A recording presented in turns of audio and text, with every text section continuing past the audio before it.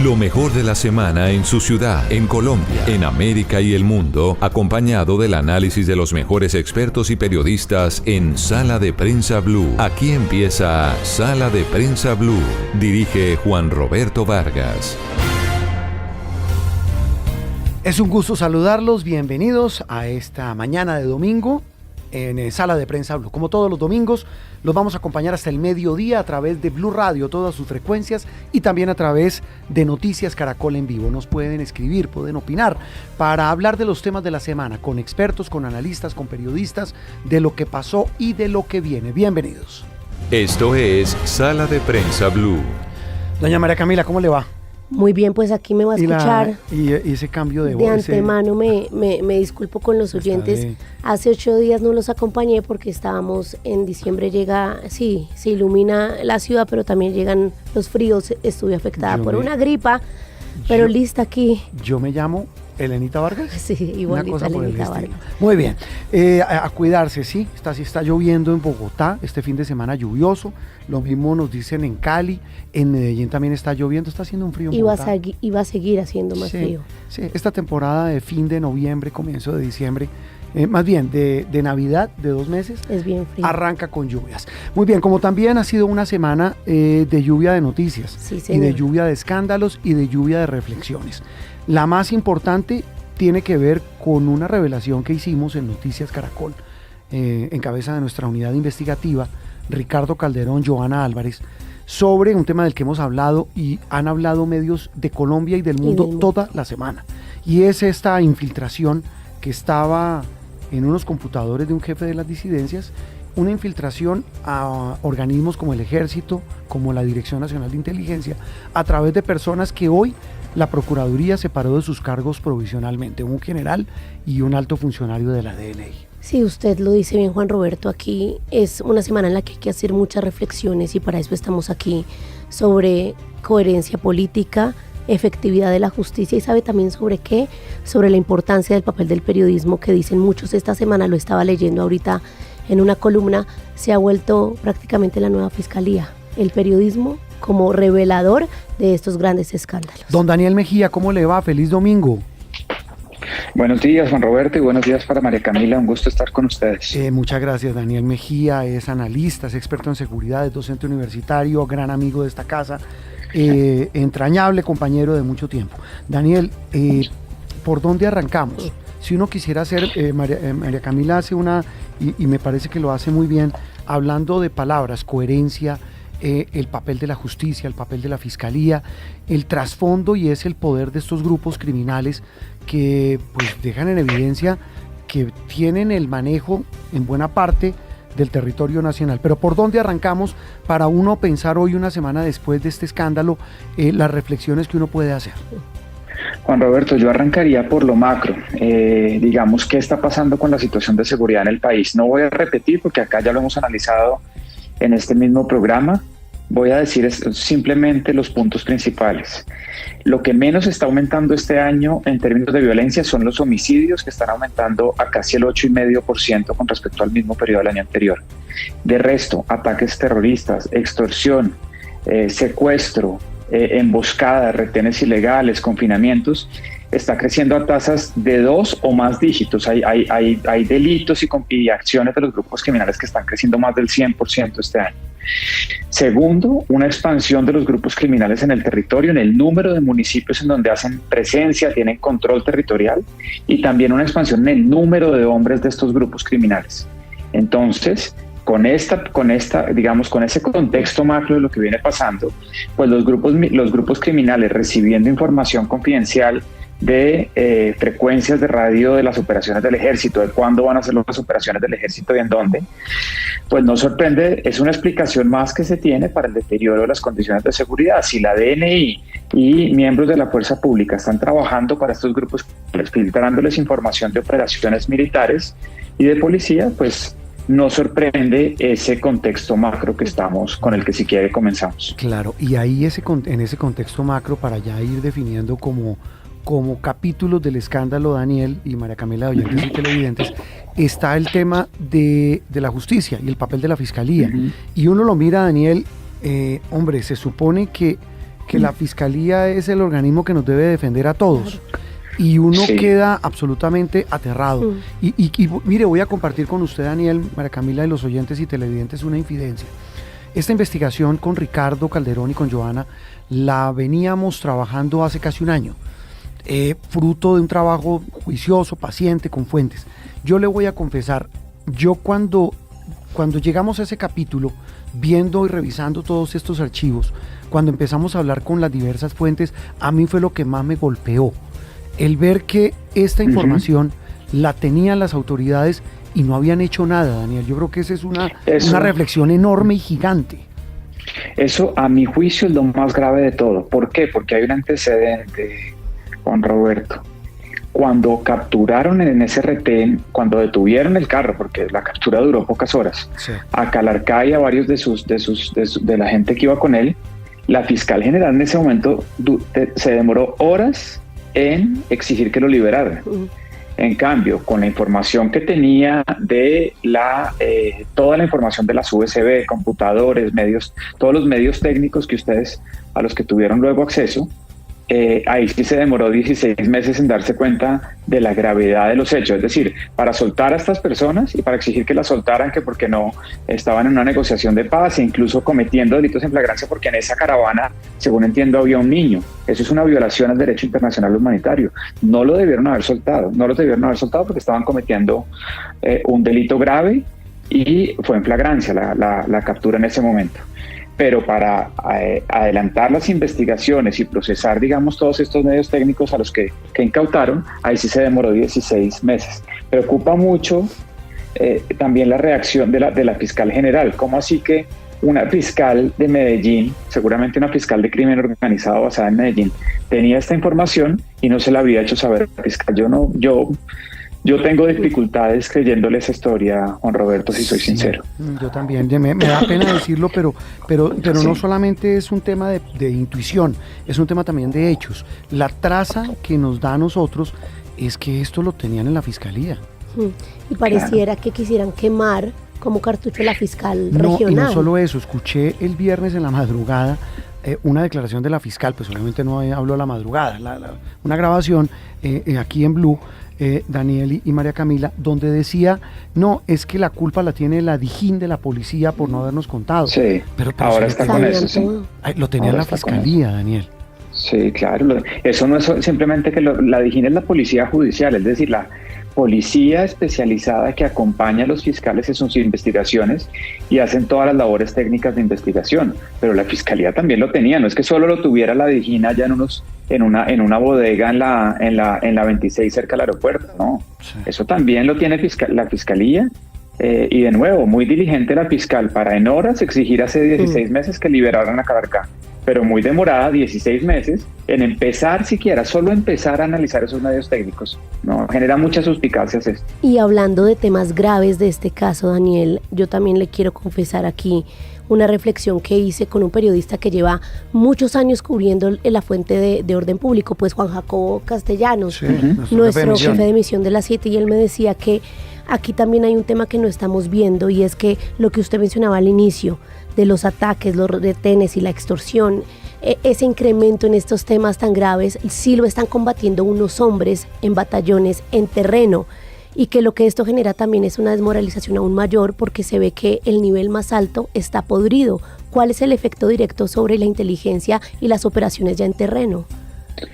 Bueno, todos sabemos que el presidente Petro, con la ayuda e incluso con las recomendaciones del exministro Iván Velázquez, desmanteló toda la capacidad de inteligencia que tenía la fuerza pública, no solo policía, también ejército, fuerza aérea y armada. Desbarató, sacó a todos los oficiales, de mayor para arriba, los coroneles, tenientes coroneles, generales que habían dado los grandes golpes contra los grupos criminales organizados. Y eso implica años de conocimiento, de capital humano, de procesos que se llevaban contra estos delincuentes y estos criminales, y pues quedó muy mermada la capacidad. Y eso también tiene, como tú dices, María Camila, eso tiene muy desmoralizada a la tropa, a los policías en terreno, porque ven que están sacando a los oficiales de inteligencia, de investigación criminal, del Gaula, que dieron los grandes golpes, y meten unos oficiales en el mejor de los casos sin conocimiento de estos procesos judiciales. Estos son unidades especializadas y unidades especializadas de la fuerza pública. Esto no se forma en 6 meses como otro tipo de, digamos, de funciones de policía como la vigilancia, etcétera. Esto toma años formar a un hombre de inteligencia, a una mujer de inteligencia, del Gaula de Investigación Criminal en la DIJÍN. Y los sacaron lista en mano, Iván Velázquez, prácticamente a todos. Y nos venimos a enterar que quien de alguna manera definía quién salía y quién entraba era un señor sin ninguna capacitación, este señor Mejía, Wilmer Mejía, sin ninguna capacitación, e iba investigando oficiales que habían dado grandes golpes, los mandaba a sacar y metía a los que estaban de acuerdo con ellos. Muy grave, porque se han contradecido mucho esta semana en lo que realmente pasó en todas las dimensiones, desde el presidente Petro, este señor Mejía, el que menos ha hablado es el general, pero ellos dos, exacto, el general Huertas, tanto el presidente como este señor Mejía no ha hecho otra cosa que contradecirse desde el domingo por la noche cuando ustedes sacaron esto en Noticias Caracol. Sí, Daniel, y pues súmele que quien finalmente toma una decisión, hablando de la palabra que mencionó María Camila al comienzo, coherencia, el único que tal vez la ha asumido es el procurador, de decir, estos dos señores se tienen que ir provisionalmente por la gravedad de las denuncias. Pero Daniel, me quedo también con algo de lo que usted hablaba, de este panorama y este contexto, que es realmente la labor nuestra, poner en contexto las cosas. También me golpeó, y quiero su opinión, y digo, no es que sea importante mi intuición o lo que me golpee, pero sí para propiciar reflexiones suyas, que es el experto, y es el tema, viendo el material, el mucho material de las conversaciones, los correos, los chats entre Calarcá y no solamente con Mordisco, porque ellos después se distancian, sino de Calarcá con sus hombres. Sí. Lo clarito del asunto es que no les interesa para nada esa negociación de paz con el gobierno, solamente la utilizan como un mecanismo para fortalecerse militarmente. Claro, y el gobierno lo sabe, pero es que es la única... La disidencia, con la disidencia de Mordisco ya no hay diálogos, hay unas amenazas públicas de lado y lado de Mordisco al presidente y al gobierno y viceversa. Pero con Calarcá era la que les quedaba, y queda clarísimo, como usted dice, no tenemos ninguna intención de diálogos con este gobierno, no vamos a firmar absolutamente nada, no vamos a llegar a acuerdos, y el gobierno sigue haciéndoles concesiones, los sigue nombrando gestores de paz, les sigue... Mire, ese tema de los gestores de paz se volvió un salvoconducto para delinquir, con el apoyo, esto es lo más grave, con el apoyo de la fiscal general, porque ¿cómo así que si están cometiendo un delito en flagrancia no pueden ser capturados? Es el mundo al revés, al contrario, si se les está dando una oportunidad de diálogo, claro, y son capturados cometiendo otro delito en flagrancia, como pasó en ese retén hace 16 meses en Antioquia, la pena debería ser mayor, debería ser un agravante, porque se les está precisamente dando una oportunidad para que se reincorporen, se sometan, el marco jurídico que haya para lo que estén negociando. Y entonces el gobierno se dedicó a sacar salvoconductos para delinquir, es decir, nombrar gestores de paz a unas personas que no solo después de la revelación que ustedes hicieron, eso lo intuíamos, pero después de la revelación que ustedes hicieron el domingo, pues ya más pruebas de que no tiene ninguna intención de diálogo. ¿Qué necesita? O sea, ¿qué le falta al gobierno para entender eso? Entonces ya también de nuevo se generan muchas suspicacias. Bueno, entonces, ¿qué es lo que quiere el gobierno? ¿Proteger a criminales? ¿Esa es la labor de Gustavo Petro en la presidencia de la República? Daniel, y mire que... Grave. Sí. Hay otro agravante, y como que van saliendo las piezas del rompecabezas. Llevamos meses resaltando la importancia de la colaboración con las agencias de inteligencia de Estados Unidos, que han sido fundamentales en los últimos 40 años para colaborar con el gobierno. Y aquí hay un tema que no es menor y que revelan funcionarios del gobierno Duque, y es que Huertas fue desvinculado por advertencias que hizo la CIA durante el gobierno pasado, y este gobierno lo reincorpora pese a esas graves advertencias. Ahí hay un tema también de cooperación, e incluso que pone aún en más tensión estas relaciones con Estados Unidos. Como si no estuvieran ya tensas. Imagínate, Camila, la CIA le había dicho al gobierno pasado, al presidente Duque, y seguramente a Diego Molano cuando estaba de ministro de Defensa, tenemos información de que este general está en temas que no le corresponden y que pueden ser un delito.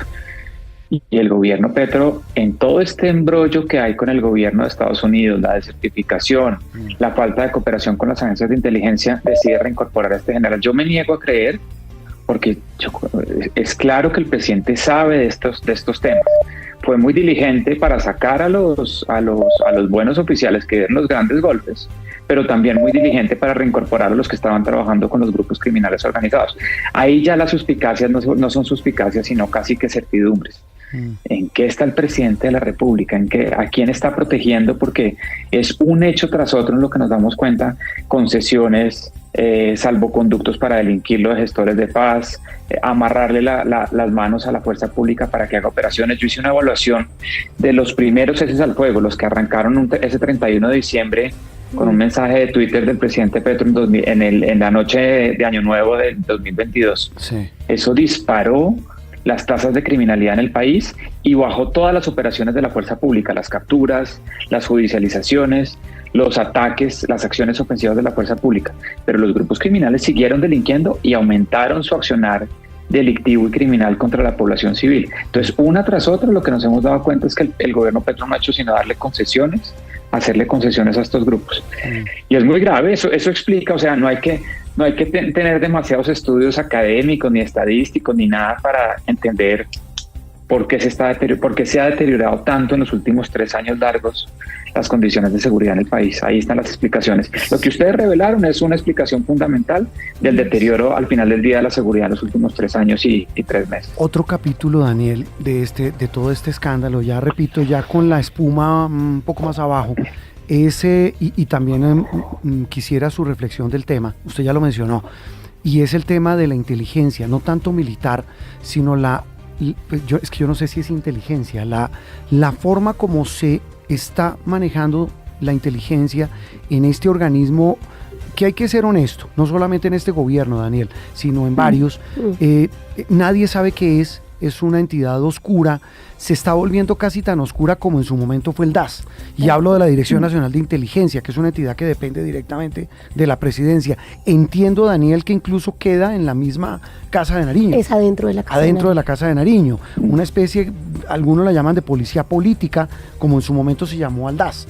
Y que todo lo que se conoció del DAS en los años 90 y comenzando este siglo, pues obligó a que los gobiernos de turno eliminaran el DAS. Se crea esta Dirección de Inteligencia y creo que fuimos de Guatemala a Guatepeor.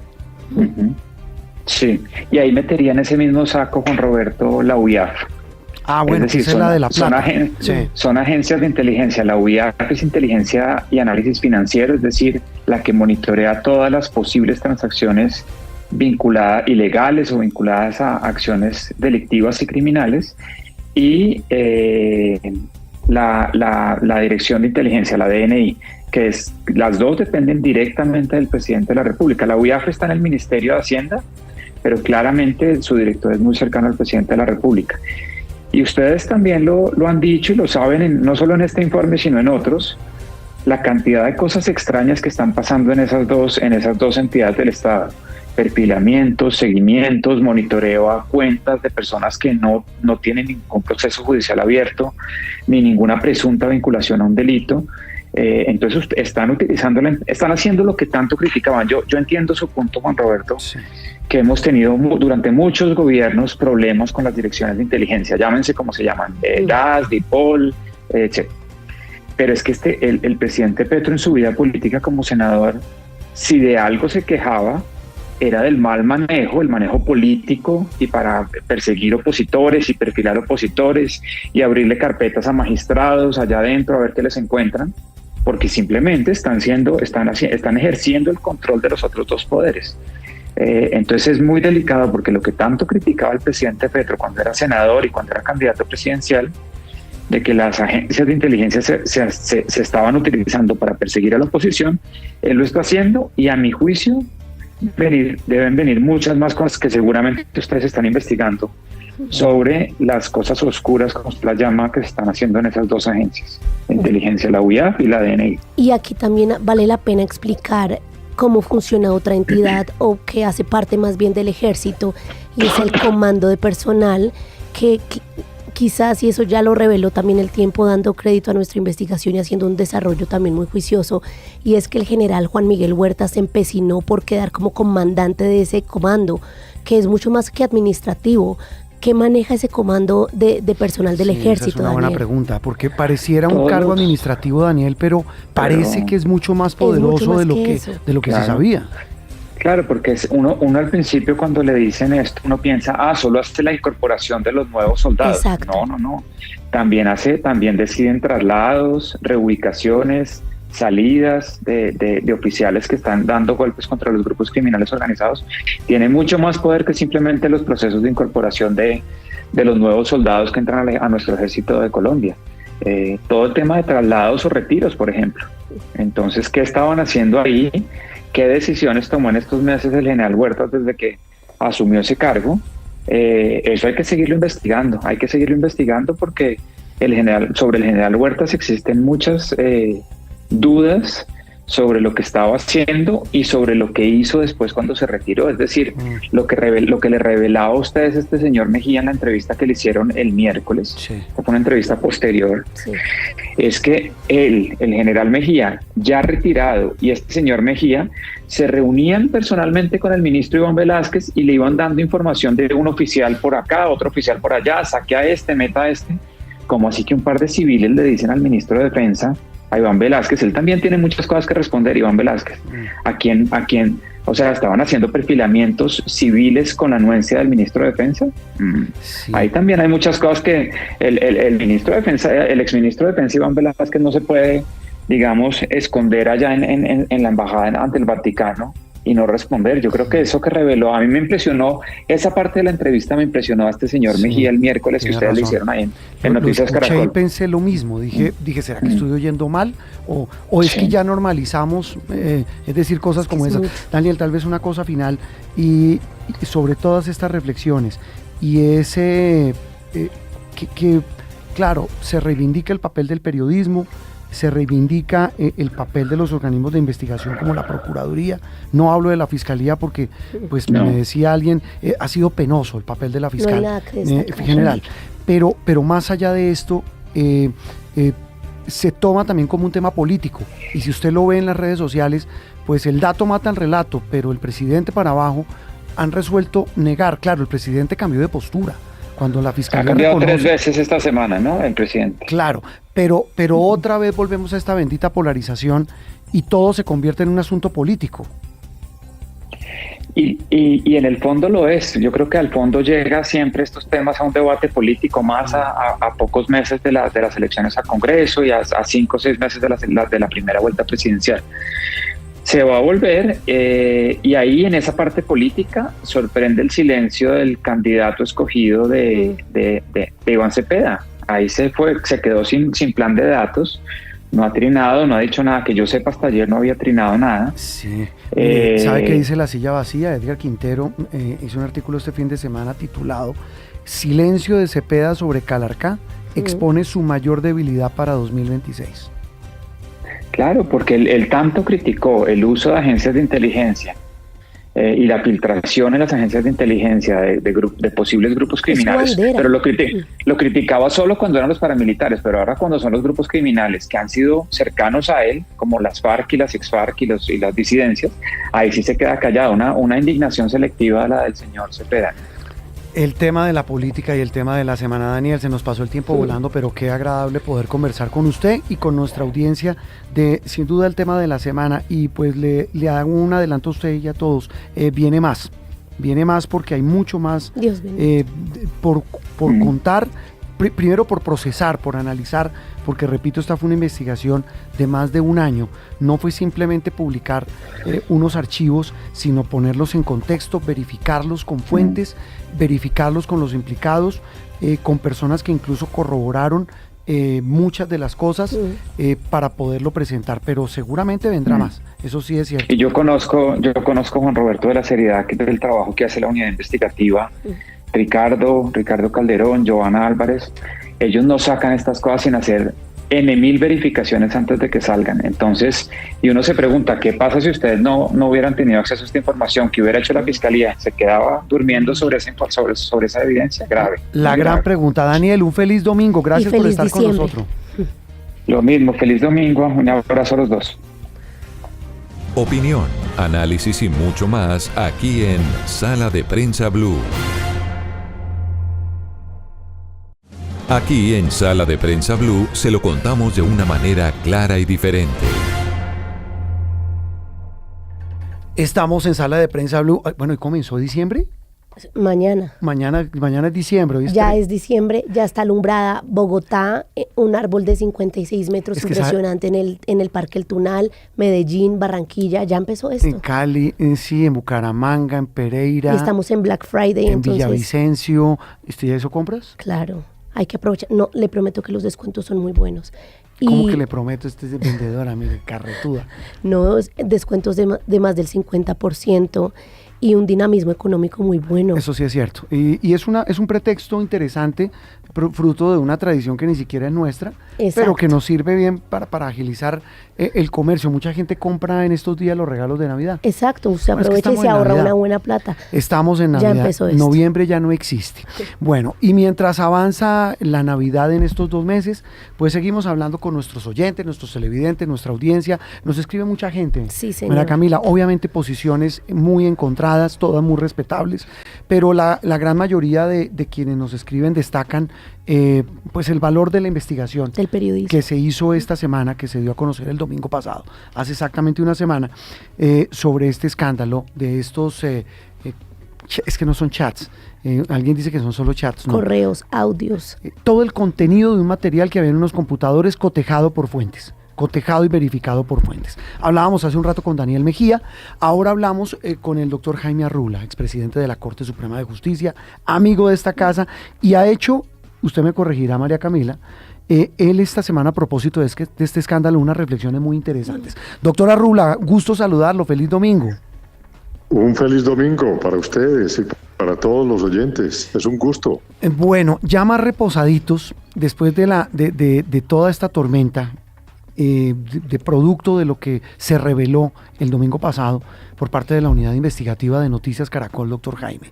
Pues hemos hablado de los temas de seguridad, del tema de esta paz total del gobierno, pero decíamos, y reitero algo que a lo mejor la gente dirá, ¿qué nos importa lo que a usted le golpee? Pero a mí personalmente lo que más me golpeó, doctor Jaime, y quiero su opinión para arrancar este diálogo, es el papel de la Fiscalía y de la fiscal general en torno a este episodio. Ella dice que no, ya han variado el menú, le echaron la culpa a una fiscal seccional, a la Dijín de la policía, que es como una de las que hacen inteligencia, de que no había contado que había todo ese material con esos indicios y con esos elementos tan graves. Pero Ave María, que sí ha quedado mal parada la fiscal general, doctor Jaime. Quiero su opinión para arrancar. Sí, yo creo que es lamentable. Primero que todo, que toda la inteligencia de este país está al servicio nada más y nada menos que de las disidencias de las FARC, que no son un grupo guerrillero político, sino un grupo de narcotraficantes. Eso es lo primero. Segundo, que haya generales de la República pasándoles una información. Imagine con esa información cuántos delitos habrán cometido esas disidencias, a cuánta gente habrán matado, y ellos con una información privilegiada.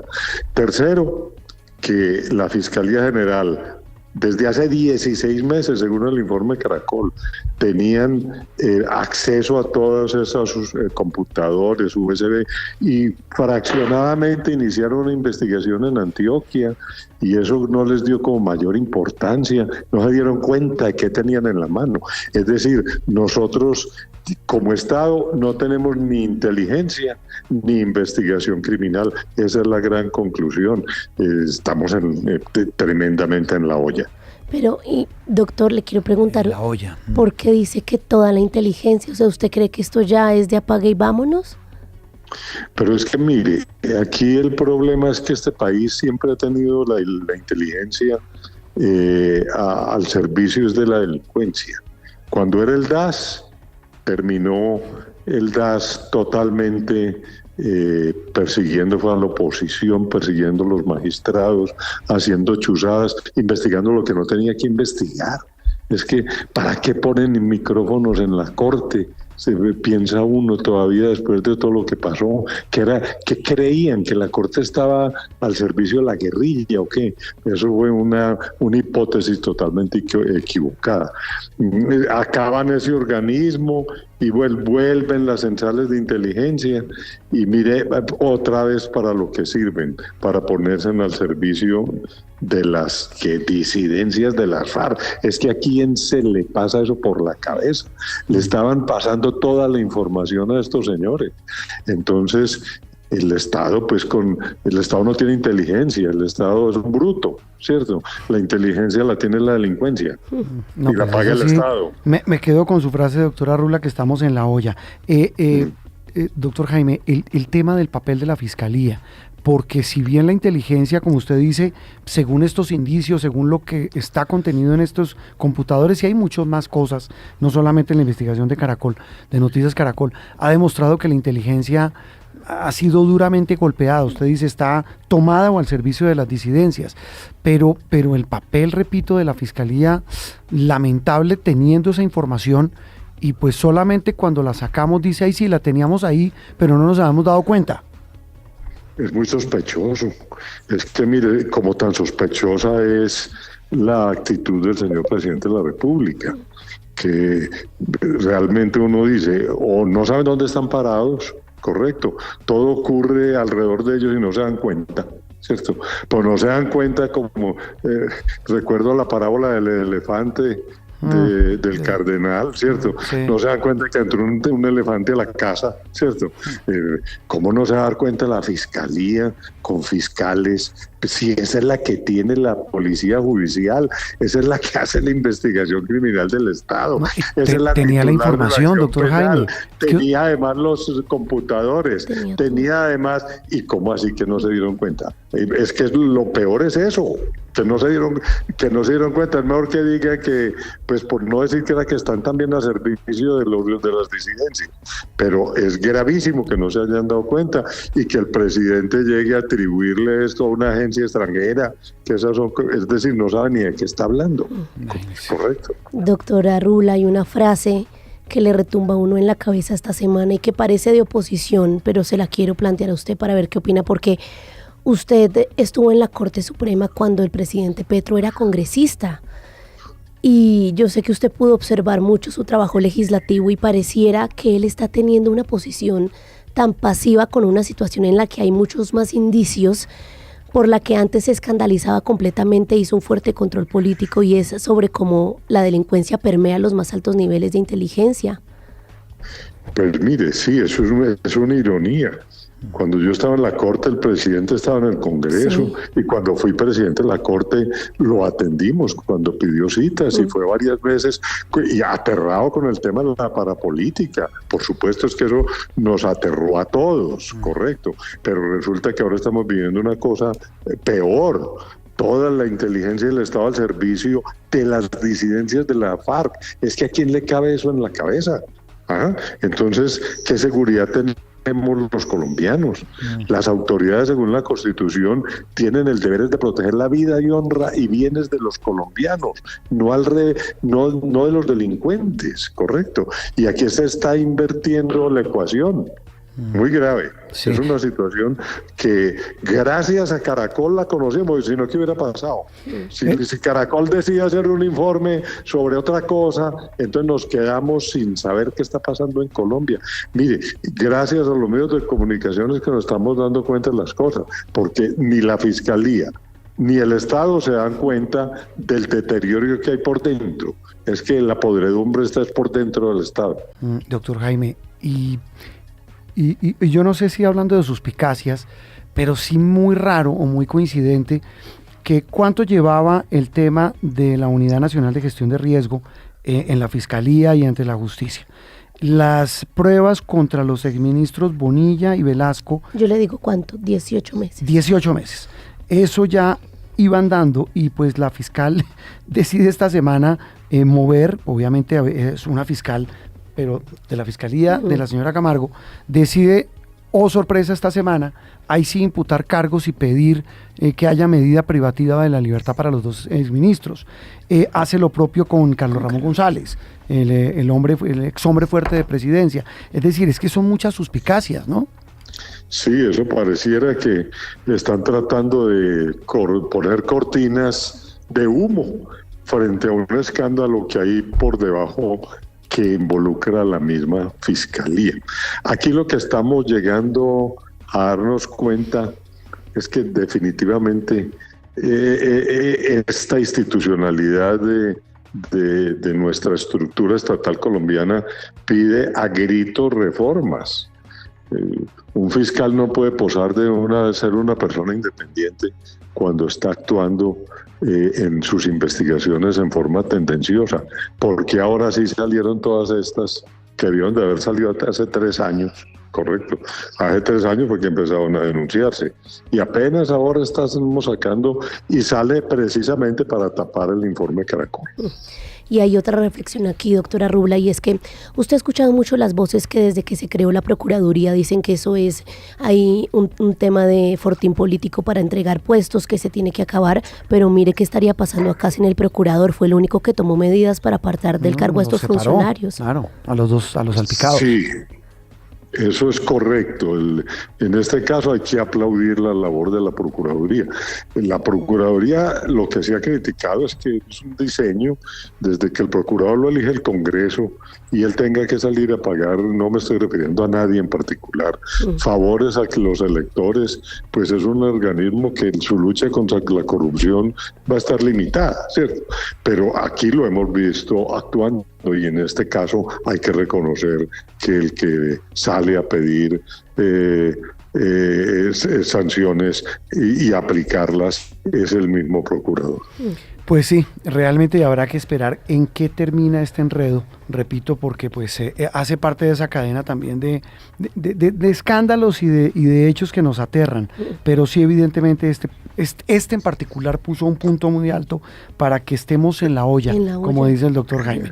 Doctora Rubla, le deseamos un feliz domingo. Gracias por estar con nosotros. Ha sido un gusto para mí empezar este domingo con ustedes. Un buen día.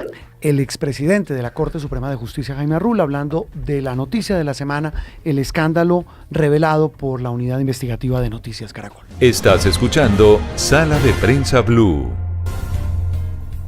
Otra de las noticias de la semana, María Camila, tiene que ver de nuevo con Venezuela. Esto es como dirían las abuelas, esto es un festival de dimes y diretes. Sí, toda la señor. semana aquí que Maduro dijo, que Trump dijo, que Trump anunció, que Trump no sé qué.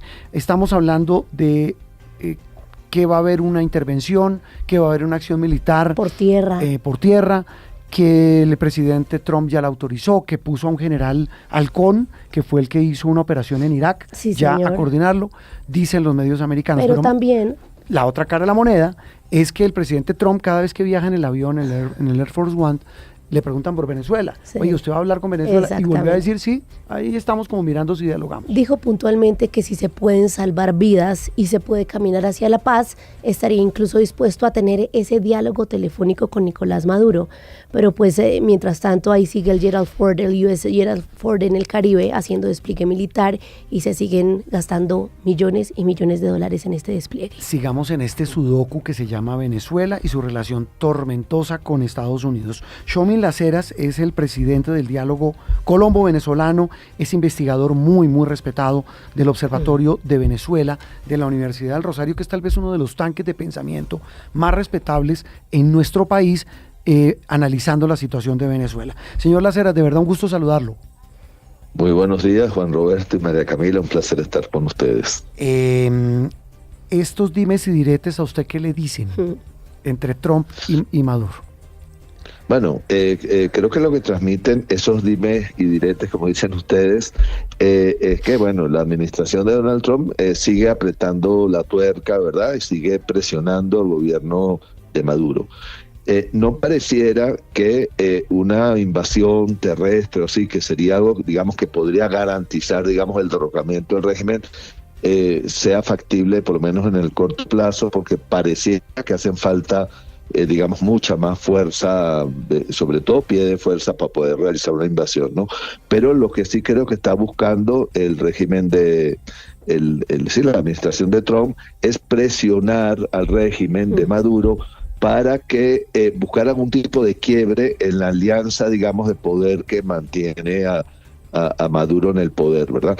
Y básicamente creo que va dirigido a esta presión, va dirigida sobre todo al al estamento militar, que es el que hoy en día sin duda alguna mantiene a Maduro en el poder, claro, porque Maduro goza de gran impopularidad en el país, lo vimos en las elecciones del año pasado, y quienes mantienen al poder son los militares. Creo que lo que se está buscando es que haya un quiebre ahí, de tal manera que los militares puedan facilitar algún tipo de transición hacia la democracia en Venezuela. Pero, Xiaoming, ¿no es de cierta manera ingenuo seguir esperando que se reviente por dentro? Porque pues esa es la teoría que se maneja desde hace mucho tiempo.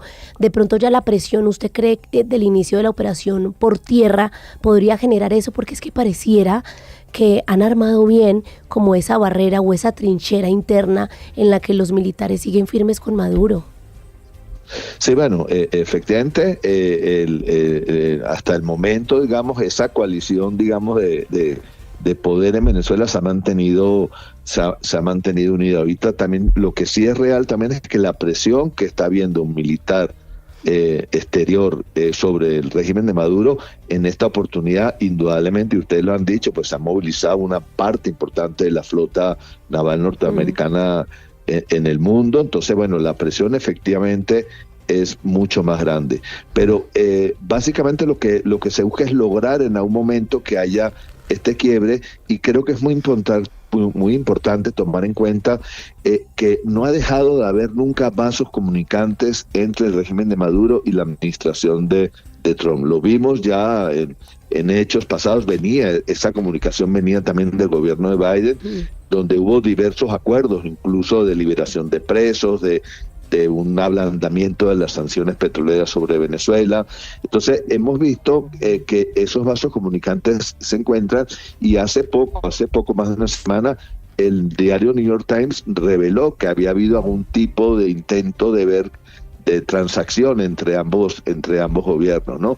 Y pareciera que incluso en algún momento se ofreció, lo cual no quiere decir que haya sido una negociación, digamos, concreta y final, que Maduro podría dejar el poder en 2 o 3 años para que la vicepresidenta Delcy Rodríguez asumiera, digamos, el cargo. Eso lo dejó traslucir el New York Times, luego fue negado, por supuesto, por el gobierno de Maduro, pero sí indica que hay vasos comunicantes y que hay algún tipo de comunicación entre ambos gobiernos. Nos decía, Xiaoming, una compañera nuestra, Margarita Rojas, la editora internacional, que esta indefinición de lo que pueda pasar en Venezuela le puede estar haciendo más daño a Trump que a Maduro. ¿Usted comparte esa tesis? Bueno, tenemos que tomar en cuenta que en esta situación que estamos viviendo en el Caribe, también hay una interpretación que uno tiene que hacer sobre los efectos a lo interno de Estados Unidos. Trump está jugando con esto también en el frente interno de los Estados Unidos, frente a su propio electorado que lo llevó a la presidencia, ¿no? Y tomemos en cuenta, por ejemplo, el electorado latino que votó por Trump debe estar muy enfadado seguramente con Trump por todo el tema de cómo ha manejado el tema migratorio, ¿no? Entonces, con este tipo de acciones también Trump está tratando de congraciarse de alguna manera con esos electorados, también con el electorado, digamos, más radical norteamericano que ha estado apoyándolo, ¿no? Y que una acción de este tipo, digamos, contra un gobierno que ellos pues consideran que es narcotraficante y tal, podría ayudarle también a congraciarse con estos sectores con los que ha venido teniendo unas diferencias a raíz, por ejemplo, de todo el tema del escándalo Epstein, ¿no? Entonces, sí, efectivamente, en esto también juegan temas de política interna de los Estados Unidos, y con base a eso también se mueve Trump indudablemente. Sí, Xiaoming, usted lleva muchos años estudiando esta situación y como venezolano, esperando que algo pase, ¿usted cree que sí va a hacer con esta estrategia?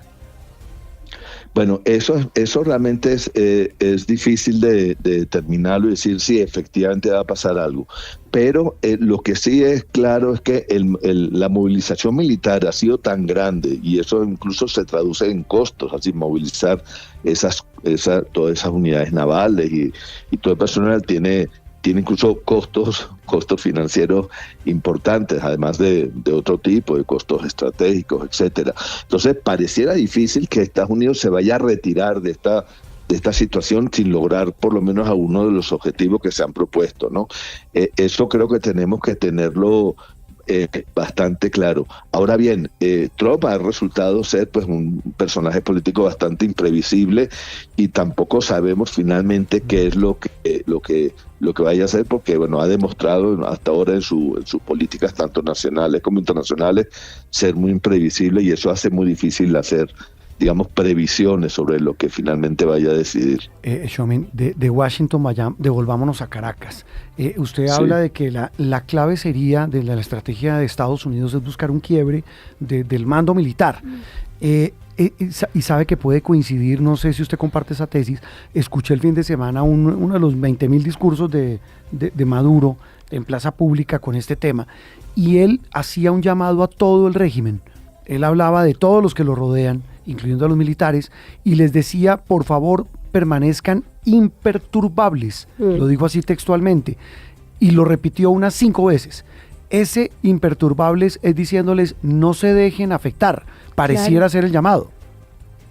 Bueno, el chavismo ha sido muy hábil, ustedes lo han podido apreciar en su trabajo periodístico, ha sido muy hábil desde hace muchos años en sortear, digamos, dificultades de carácter político que ha enfrentado indudablemente en el pasado, tanto internas como externas. Recordemos que durante el gobierno de Trump, en su primera administración, pues también hubo una presión grande que terminó, digamos, con el gobierno provisional de Guaidó, que finalmente pues no llegó a nada, pero sí ejerció una gran presión diplomática de carácter internacional. El chavismo ha sido muy hábil en correr la arruga siempre que ha tenido problemas de este tipo, de ganar tiempo, y finalmente ha logrado, pues como lo hemos visto, pues salirse con la suya, que es permanecer en el poder.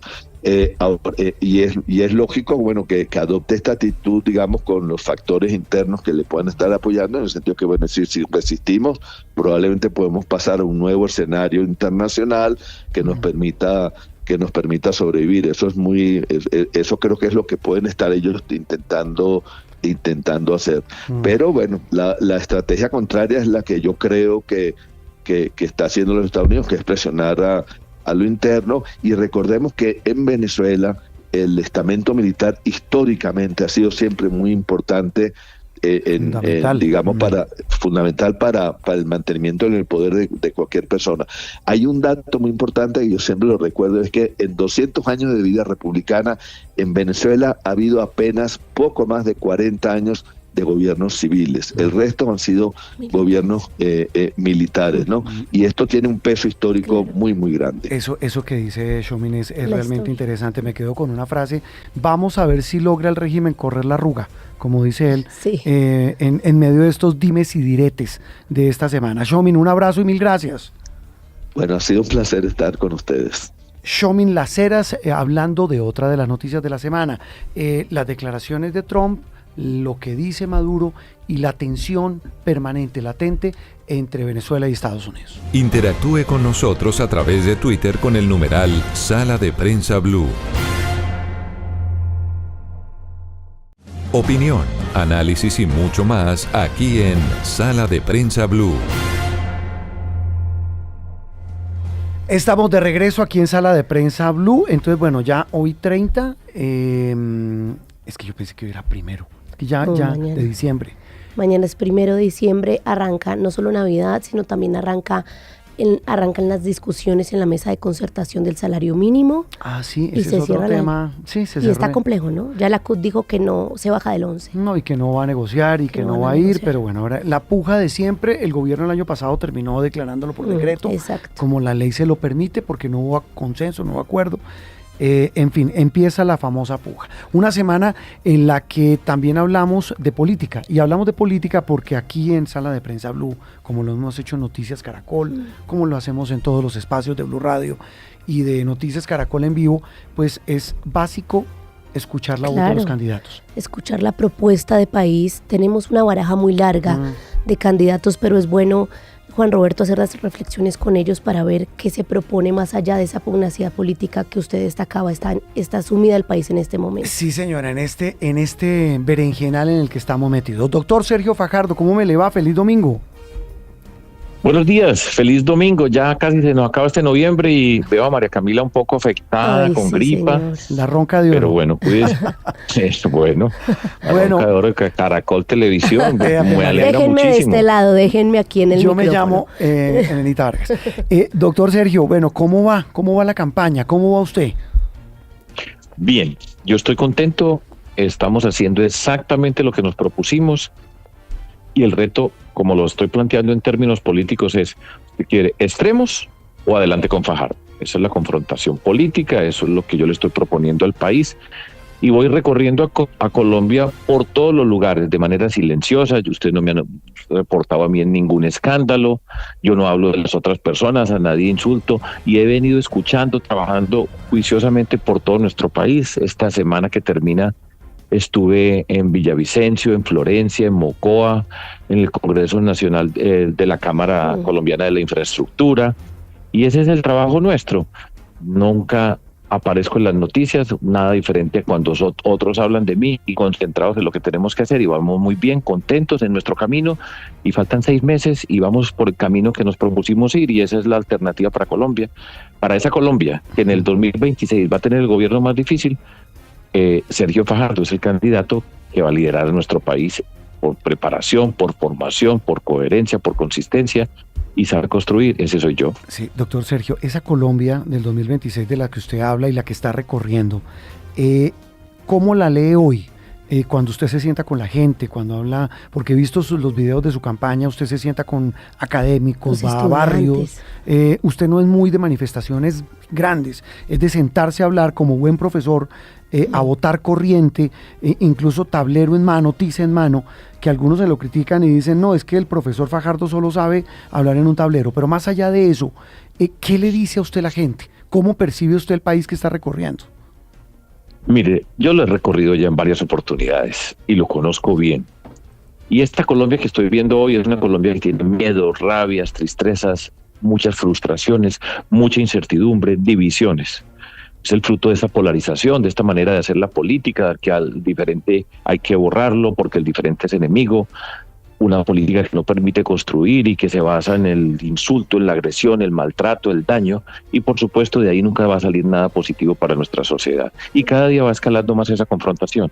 Al tiempo, una muy buena cantidad de personas en Colombia está mamada de esa situación.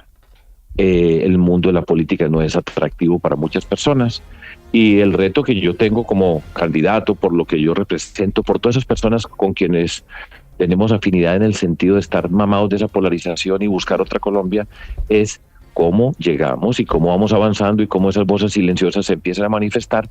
Y es una tarea juiciosa, con disciplina, con paciencia, porque falta todavía mucho tiempo, y en ese recorrido es el que yo estoy. Yo estoy contento en términos personales de la campaña, preocupado por el país que tenemos y preparado para resolver los problemas de Colombia. A eso voy, con seriedad, con disciplina, con decencia, con capacidad para construir sobre lo construido, y aquí estoy yo, y esa es la vida y así es la política. Doctor Fajardo, quiero preguntarle cómo está haciendo para efectivamente no caer en la polarización. Aquí nosotros tenemos iniciativas muy valiosas como los diálogos para no polarizar, pero de la orilla política es más difícil. ¿Por qué? Porque a todas luces estamos ante un gobierno al que no le está yendo bien en muchos frentes. Entonces es muy fácil caer en estar en la otra orilla, en la contraria al gobierno, y no quedar en ese medio en el que se llama al diálogo y sí, a la paz. Dando ejemplo, María Camila, la política que yo he hecho, estoy hablando en primera persona, pero estoy hablando por muchas personas con las que hemos compartido, estamos compartiendo, y cada día vamos llegando más lejos. Dar ejemplo significa, cuando yo hablo con ustedes, cuando yo estoy en cualquier lugar, ser respetar. Y en Colombia no nos tiene que dar pena respetar al diferente. A mí me han insultado de todas formas porque he dicho, uno puede ser diferente de otra, pensar diferente a otra persona, pero no tiene que convertirla en enemigo. Cuando usted convierte al diferente en enemigo, está en el terreno de la guerra, de la destrucción, del todo vale, y es esa Colombia que se ha popularizado durante estos tiempos de polarización. Dar ejemplo en primera instancia, entender la naturaleza de lo que pasa. Voy a dar un ejemplo y que lo repito a menudo. En Colombia hay muchas personas que sienten que a través del presidente Petro tienen una voz. Colombia tiene muchas desigualdades y muchas necesidades en múltiples territorios de Colombia. Y nosotros tenemos que saber, entender y solucionar esa realidad que es una urgencia para nuestro país, para tener un buen país. Al mismo tiempo, toda Colombia, por donde yo voy, la primera palabra que se menciona es la palabra seguridad. Sí. Es impresionante.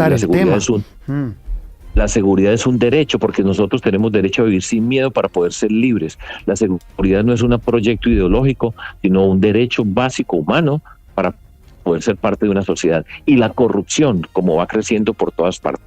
Nosotros presentamos el Plan Guardián, presentamos el Plan de la Salud, que es otra calamidad que está viviendo Colombia, lo presentamos con rigor, con las personas expertas trabajando, estamos escuchando por todo el país. Esta semana presentamos el Plan de Infraestructura, el 10 de diciembre presentamos el Plan Anticorrupción, y ese es el camino que yo he venido siguiendo, conectando con las personas sin escándalos. Fíjese usted, hago una pequeña descripción para que vean cómo es esto de la política. Hace 2 meses, dos personas que figuraban notablemente en el escenario político eran Vicky Dávila y Gustavo Bolívar. Estaban en la palestra y eran protagonistas de todo esto. Después del asesinato de Miguel Uribe, el funeral de Miguel Uribe, cuando su papá Miguel Uribe Londoño se convirtió en protagonista político, la condena al presidente Uribe en primera instancia, después la absolución en segunda instancia, apareció Iván Cepeda como candidato. Según yo tengo entendido, nunca pensó en ser candidato, pero se convierte entonces en figura asociado con la confrontación que ha tenido con el presidente Uribe a través de todos estos años. Y entonces aparece el señor de la Espriella, una forma de la política, asusando toda esta confrontación a niveles superiores, y todo eso estaba pasando, todos los días han estado hablando de eso por meses, y ahora son protagonistas. Yo he sido por una línea, sin estar haciendo los escándalos y construyendo. Y este trabajo es más largo, toma más tiempo, toma la tranquilidad de quien conduce, porque lo que tenemos cada uno de nosotros, cada candidato, es lo que transmite como persona y es la forma como va a gobernar. Y ese es el camino mío. Entonces, María Camila, dando ejemplo en la forma de hacer las cosas, con la paciencia y con el trabajo juicioso de ir por todas partes y mantener una línea, y van a ver que esta persistencia, esta resiliencia es la que necesita Colombia, y cada vez se escucha más esta voz, y aquí voy. Ese es el reto político, mostrarle a Colombia que se puede gobernar con método, con disciplina, con rigor, con seriedad, con decencia, que no hay que gritar para sentirse valiente, que no hay que insultar para decir que se tiene carácter, y eso es lo que necesita nuestro país. Eso es lo que yo represento, es lo que he representado siempre, y yo estoy absolutamente convencido de que esa es la necesidad de Colombia. Esa es la política. Extremos o adelante con Fajardo. Nosotros no vamos para atrás, no nos podemos quedar en lo que tenemos y damos un paso adelante. Esa es la tarea mía y vamos bien. Cada vez vamos acercándonos a la fecha, pero todavía falta sí, todavía, no tenemos todavía mucho. Encuestas reales, y eso va a ir asentando el territorio, tantas personas que están participando, ya vamos a ver cómo se va, repito, asentando la marea, y vamos a descubrir la Colombia, van a ver a Fajardo ahí. Sí, doctor Sergio, ¿qué diferencia ve en la campaña que está desarrollando para las elecciones del 2026 frente a la campaña del 2022? ¿Qué tan distinto es ese país? Es muy distinto. En términos personales, yo soy muy distinto porque aprendo lecciones, pero pongamos aparte el personal. Sí. Mire, le explico algo porque habitualmente esto no se dice, y como le digo, yo vengo caminando. Ya he ido a más de 29 departamentos. Como les dije, esta semana estuve en Villavicencio, Florencia y Mocoa. Entonces, antes había una polarización, era una confrontación. El gobierno del presidente Duque, que representaba pues lo que ha sido la fortaleza política asociada con el presidente Uribe durante todo este siglo. Y estaba el señor presidente Gustavo Petro, que estaba siempre en la confrontación, en la confrontación política, promesa de cambio. El país votó por el presidente Petro. Y ya podemos comparar Duque y Petro. Para mí, 2 malos gobiernos. Ahora la polarización es distinta, porque ya se vio la película. El que gobernó mal, para mí, Iván Duque, y está gobernando mal, muy mal, el presidente Petro. Ahora la comparación es diferente y ahí es donde aparece Fajardo, otra forma de mantenerse coherente, consistente durante todos estos años. Y la más riqueza que puede tener una persona más grande en la vida, ustedes como periodistas, de cada uno en su actuación, es la confianza. Y eso es lo que va a valer en Colombia. Y eso es lo que yo veo. Entonces es muy distinta esta polarización, no es la misma de antes. Es muy distinta porque ya vimos las dos caras de la película y dos malas caras. Sí, doctor, quizás una pregunta para terminar muy puntual en materia de propuestas. El doctor Jaime Arrula nos dijo que estamos en la olla en materia de inteligencia. ¿Usted qué haría para recuperar la inteligencia del Estado que parece estar al servicio de los criminales? Pues usar la inteligencia y la transparencia. La inteligencia para gobernar. Gobernar es muy difícil. Y usted tiene una actitud política. Lo que está pasando es un drama. La noticia que ustedes dieron esta semana es una bomba. Es difícil muchas veces para un ciudadano corriente, y es normal entenderlo así, darse cuenta de la dimensión de lo que ustedes señalaron. Lo que significa la destrucción de la inteligencia en la fuerza pública y al mismo tiempo esa Dirección Nacional de Inteligencia, donde cuántas personas han estado dirigiendo la Dirección Nacional de Inteligencia, donde se conoce todos los aspectos del funcionamiento del Estado, donde está la UIAF, donde están toda esa cantidad de información que tienen, y ahí aparece un señor, el señor Mejía, que de repente, imagínense el individuo que está coordinando la inteligencia en Colombia. Lo que hay aquí detrás es muy oscuro, es muy difícil de ver, hay una corrupción muy grande, una corrupción que vamos viendo, cada que se va destapando por diferentes partes del Estado, aparece la corrupción. Esto, entonces, estamos en una olla. Primero, hay que tener cómo gobernamos, la transparencia como obligación. La transparencia es el primer antídoto contra la corrupción, es organizar las cosas, no venir con unos intereses particulares que se forman en una campaña, romper con ese esquema de la polarización, porque entonces se utiliza la inteligencia para destruir al diferente. Ese es un daño gigantesco, y es por eso que una persona como yo está preparada para hacerlo, tiene la capacidad para entender la dimensión de los problemas de nuestra sociedad, sabe construir, sabe gobernar, y ese es el reto político, que quienes me escuchan entiendan la dimensión de eso, y vamos bien. Vamos bien. Ahora, lo mío es paciencia, persistencia, decencia, no se asuste. Yo le digo a todos mis amigos, amigas, cero nervios, no mire para los lados, no nos distraigamos. Cero nervios. Lo nuestro es más largo, pero es más fuerte. Ave María, está buena la frase, ¿sabe? Cero nervios. ¿Sabe que está bueno ese eslogan Es que por la él es campaña? paisa. Cero nervios. Frase paisa. Pues doctor Cero Sergio, nervios. una pincelada de muchos de los temas de esta semana, de cómo va la campaña, de muchas charlas que seguramente tendremos a lo largo de estos meses, arrancando ya en firme y en forma esta campaña presidencial que para ustedes arrancó, en el caso suyo, hace mucho rato, recorriendo a Colombia. Le mando un abrazo y lo dejamos medio descansar porque sabemos que está en correrías de campaña en este cierre de año. Sí, así es. Bueno, feliz Navidad. Vamos anticipándonos, pues no como Maduro, pues que empezó en agosto, pero pues ya está. Nosotros tenemos feliz Navidad. Todavía seguimos caminando por muchas partes, y a todas las personas que me están escuchando, pónganme atención.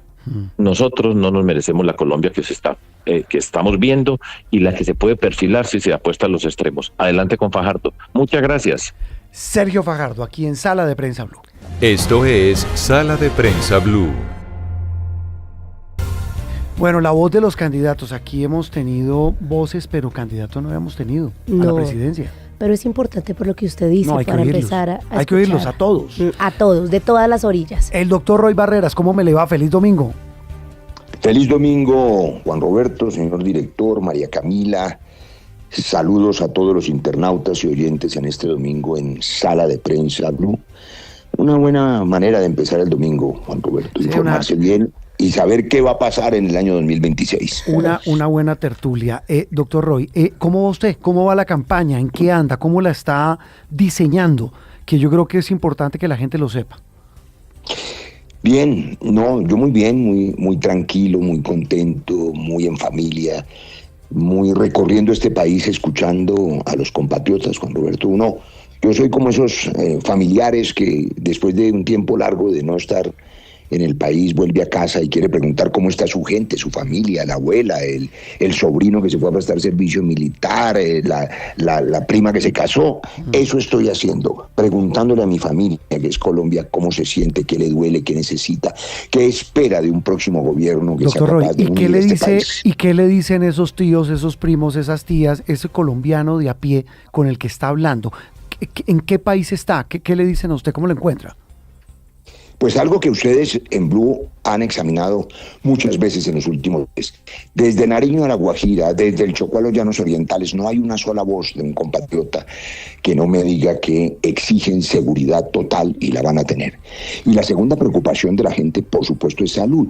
La gente siente que hoy no hay quien le proteja, no sabe a quién acudir cuando no le dan la cita o cuando no le llega el medicamento, y sienten la necesidad de recuperar la protección social que implica saber quién responde por la salud. Por supuesto, también hay un pueblo trabajador, alegre, listo a trabajar para que Colombia salga adelante. Aquí hay más esperanzas, más futuro que pasado, más oportunidades que problemas. Esa fuerza que tiene el pueblo colombiano es la que nos va a permitir salir adelante. En el tema de la seguridad, el análisis esta semana, doctor Barreras, y quiero su reflexión al respecto, es que si las cabezas de quienes manejan la inteligencia están mal, pues eso se ve en terreno y por eso hay aumento en el tema de homicidios, de retenes, de extorsiones, de ataques terroristas. ¿Qué haría usted para combatir eso, teniendo en cuenta, pues sí, que una política como la de la paz total no ha salido nada bien? María Camila, anuncié hace algunos días en Cali, en el distrito de Agua Blanca, mi propuesta presidencial de seguridad total, que implica seguridad física en las ciudades, en los campos, también seguridad jurídica para la inversión y seguridad social. Usted pregunta por algo que es absolutamente angustioso y además que hay que repudiar con toda la fuerza. Todo aquel colombiano, político, militar, funcionario, que reciba dinero de la mafia o que sea cómplice de ellos o que se deje infiltrar, es cómplice de los crímenes de la mafia y como tal debe ser tratado. El Estado prevalece siempre frente a la criminalidad, pero no puede ocurrir que se permita esa infiltración de nuevo. Ya ha ocurrido en Colombia. Acuérdese que hubo cerca de 40 o 50 senadores narcoparapolíticos y que recientemente en el gobierno anterior también estaba el Ñeñe y Matamba. Es decir, la mafia siempre pretende infiltrar al Estado para mantener información y para sacar provecho y seguir matando y extorsionando. Por eso un jefe del Estado tiene que tomar decisiones con carácter y firmeza y atacarlos con todo, María Camila. Ayer tuvimos la dolorosa noticia, o hace 2 o 3 días, Sí. Del asesinato de un teniente coronel activo, nada menos que el comandante de la Fuerza de Despliegue Rápido contra el Narcotráfico en el Cauca, el coronel Granados. Ese crimen no solamente es atroz y doloroso para su familia, para la familia de las fuerzas militares y policiales colombianas, es una ofensa inaceptable, es una humillación para las Fuerzas Armadas. Yo le he pedido al ministro de Defensa y a las Fuerzas Armadas que vayan detrás de esos sicarios. Los tienen que capturar, se lo tienen que mostrar a los colombianos, sí, y tienen que demostrar que estos criminales no pueden ser no solo crueles, sino atrevidos, como están haciendo. Doctor Roy, usted habla de los dos temas, que mire que en eso coincide con la buena mayoría de los candidatos. Claro. Seguridad y bueno, mete a salud, también un tema crucial, estratégico. Dos temas que hay que decirlo, y esto no es relato, es dato, se deterioraron profundamente en este gobierno, en el actual gobierno del que usted hizo parte. ¿Cómo convence usted a la gente de que vote por usted y no decir que va a ser una continuidad de lo mismo, o sí va a ser una continuidad del mismo gobierno? Pues Juan Roberto, en el primer año de este gobierno, usted recuerda, yo presidí el Congreso de la República. Sí. Allí dejé claras mis posiciones, que han sido las mismas de hace 15 años. Porque yo soy el autor del Marco para la Paz y la ponencia de la Ley de Víctimas del año 2011, o sea, hace ya 15 años. Allí dije lo que dije hace 3 años y lo que digo hoy, que es exactamente lo mismo. A los grupos criminales de narcotráfico no se les ofrece justicia transicional, no se hacen diálogos de paz con las mafias. Lo único que pueden esperar las mafias es el sometimiento a la justicia, por vía legal, con instrumentos jurídicos que existen en el mundo entero, o por la fuerza legítima del Estado. Fue un error, sin duda, de buena fe, probablemente, haber arrancado 20 mesas de diálogo variopintas con todo tipo de delincuentes, desde el ELN hasta los delincuentes urbanos en Medellín o en Buenaventura, como si se tratara de los mismos fenómenos, falta de método, de rigor, probablemente falta de experiencia. Pero no basta con la buena voluntad, porque fracasan los procesos. Por eso lo que los colombianos tendrán en mi gobierno a partir del 7 de agosto es seguridad total, sobre todo en las ciudades, Juan Roberto. A usted lo escuchan mucho más, lo escuchan en toda Colombia, pero lo escuchan en las ciudades. Millones de oyentes que escuchan hoy están en las 12 ciudades de Colombia, con 2.800 barrios donde se comete el 73% de los delitos. Vamos a proteger esos barrios con tecnología, una nueva fuerza aérea, drones inteligentes, guardianes aéreos conectados en 17 centros operativos tecnológicos policiales, conectados con la fuerza terrestre en esos barrios que están motorizados. Vamos a garantizar que se capture al sospechoso y al delincuente, pero algo más. Usted sabe que la policía captura cada día 1.000 delincuentes en flagrancia y al otro día, ¿sabe cuántos sueltan? 800. Hay que cambiar esas normas procedimentales porque hoy las garantías son para el criminal y para el atracador y no para las familias. Pero sabe, doctor Roy, de qué me acabo de acordar, Juan Roberto, hace 3 años estábamos los 3 sentados cuando el doctor Roy era presidente del Congreso. Sí, me acuerdo. Y le hicimos una entrevista y usted, sí, efectivamente usted hizo unas advertencias sobre cómo Danilo Rueda estaba manejando todo este tema, pero ¿no cree usted que esto va mucho más allá de la buena fe que salió mal, doctor Roy? O sea, es decir, aquí hay unas alertas muy graves y la reacción del presidente primero fue tildar de mentirosos a los medios y después sí de anunciar esa investigación forense. Y se lo complemento esta reflexión de María Camila, doctor Roy, con las revelaciones de la unidad investigativa de Noticias Caracoles, que estamos hablando de hechos que matan el relato. Así es, Juan Roberto. Mire, hay 3 cosas trascendentales en la pregunta de ustedes dos. La primera, hemos dicho que no basta la buena voluntad porque si no se sabe gobernar o no se tiene método, los procesos fracasan en todo, no solamente en seguridad, que es de lo que hablamos, sino también, por ejemplo, en la transición energética o en la revisión del sistema de salud, en fin. Hay que tener experiencia, conocer el Estado, gobernarlo con liderazgo y concertar con todos. En seguridad, ustedes bien lo recuerdan. Claro que hice advertencias hace un año de lo que podía pasar, pero se suma a esa improvisación que creo que, a lo mejor de buena fe, el primer comisionado de paz pretendió impulsar, el hecho de que no hubo la certeza de que las mafias tuvieran un Estado fuerte capaz de perseguirlas desde el principio. Cuando usted se enfrenta a las mafias, a organizaciones ilegales, aunque les ofrezca una solución de sometimiento a la justicia, tienen que saber que el Estado es fuerte para hacerlos cumplir, porque si ven un Estado débil en cualquier mesa de negociación, inclusive comercial, si usted se sienta débil a negociar, el otro, la contraparte, abusa, más cuando es un mafioso armado. Ahora, hay un tema que no voy a dejar pasar de la reflexión de Juan Roberto, a propósito de lo que hizo Caracol Televisión en estos días. No hay democracia si no hay prensa libre y valiente. La capacidad de los medios de comunicación colombianos históricamente de ser capaces de denunciar, de criticar, jugándose la vida muchas veces, hay que preservar esa capacidad, hay que cuidar esa capacidad. Y eso significa que en Colombia hay instituciones. Los medios de comunicación son instituciones, las cortes también lo son, el Congreso también lo es. Por eso los populistas que pretenden acabar con las instituciones, cerrar el Congreso, cerrar los medios de comunicación, desobedecer las cortes, invitan es al caos. Nuestro gobierno, como ha sido siempre, mi propuesta es una propuesta institucional, de centro, liberal socialdemócrata, progresista sí, pero desde la óptica del centro y liberal sin extremos. Colombia no está condenada a los extremos. Unidos vamos a ser capaces de salir adelante y de tener el destino que las familias colombianas merecen. Sí, doctor Roy, y hablemos de política, ahora que habla de extremos. ¿Cómo pinta el panorama para usted enfrentando ese, no sé si es un dilema, quiero su opinión, sobre su posibilidad de estar en el famoso Frente Amplio, el que representa al gobierno, sectores afines al gobierno, y yo no sé si sectores de llamada centro-izquierda. ¿Cómo pinta esa posibilidad de una eventual consulta ya en marzo? Sabe, Juan Roberto, que a veces algunos analistas políticos y la mayoría de los colombianos les parece que el escenario del 2026 es confuso, pues porque ven 100 candidatos y candidatas y fracturas y divisiones. Les quiero compartir que el escenario es antes sencillo, bastante claro. En la segunda vuelta presidencial no hay sino 2 sillas, no hay ni 3 ni 4.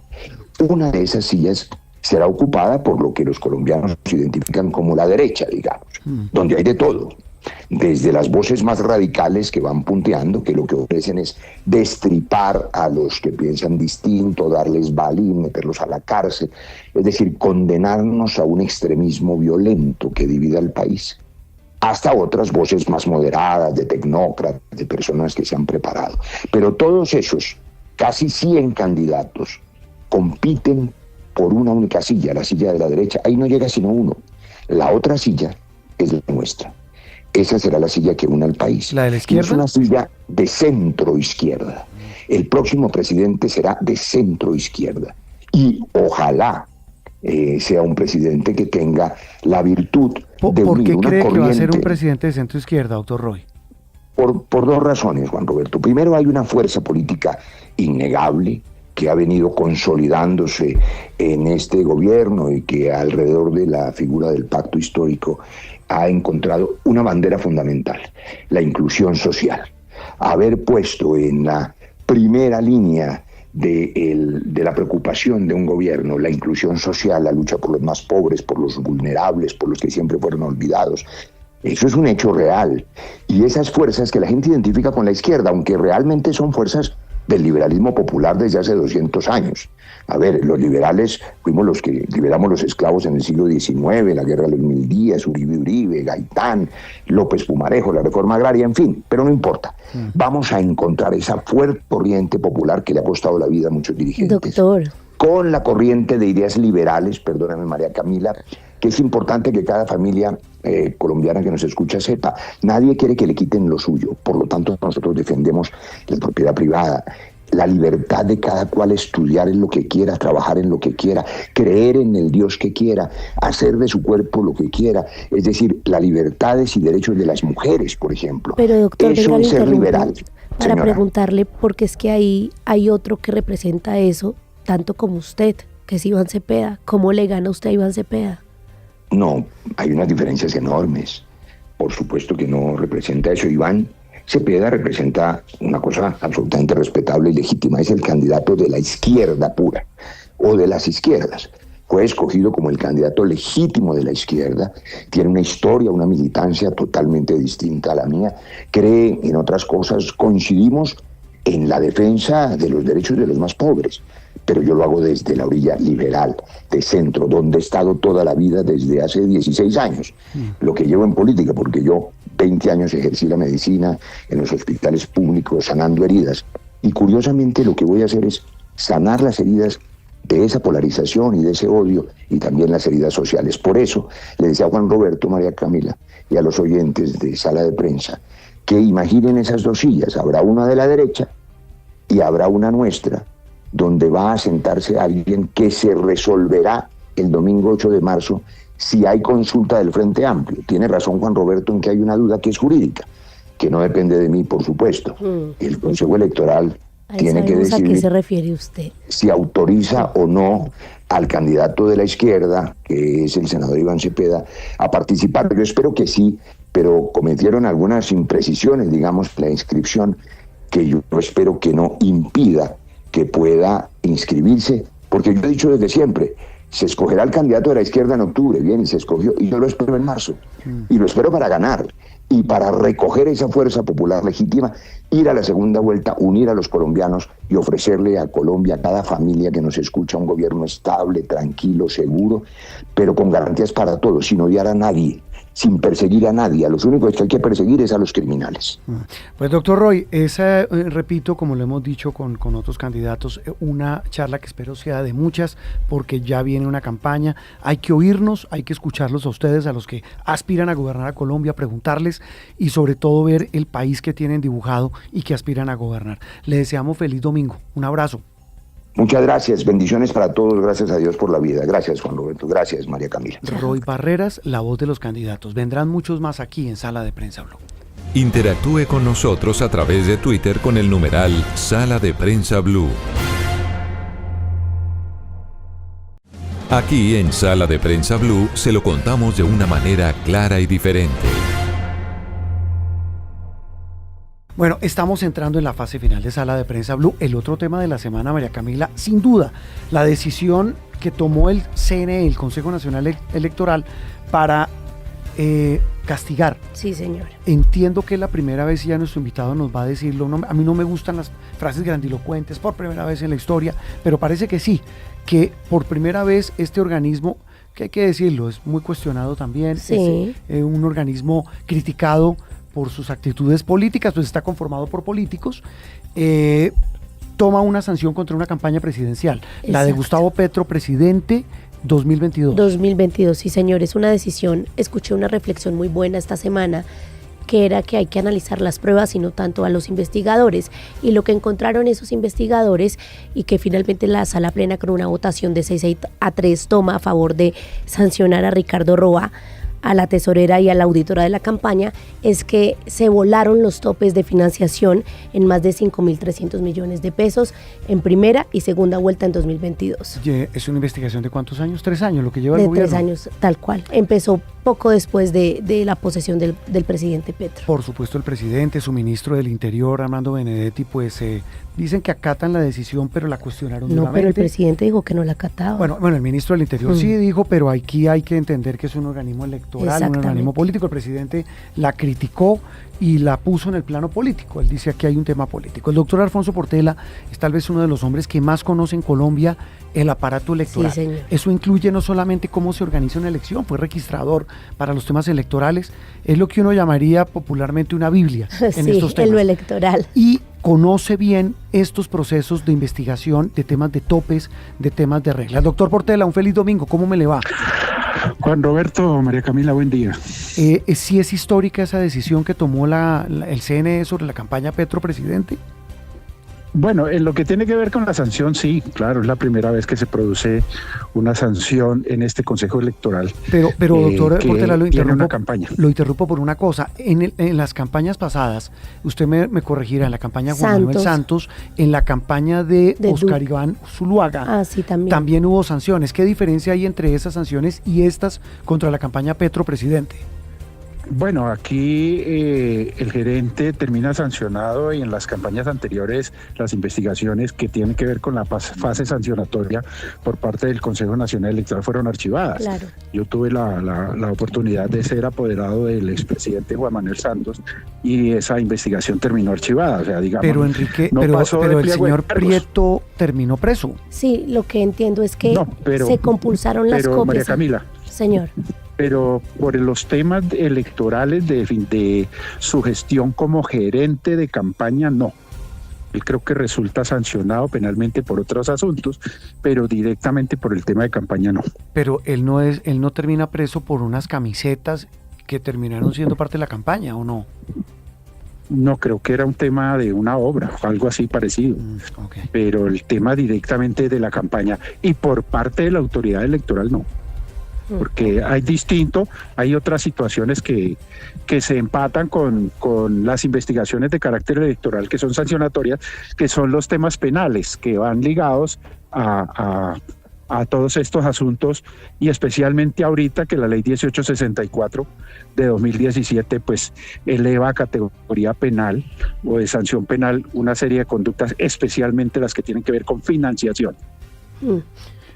Doctor Portela, en el caso puntual de esta campaña, de lo que usted vio, de lo que ha visto y que se ha informado desde el jueves pasado que se conoció esta decisión, ¿qué tan grave es? Alguien dirá, tan cándido este periodista preguntando eso, pero ¿qué tan grave es una sanción como la que impuso el CNE sobre la campaña Petro presidente?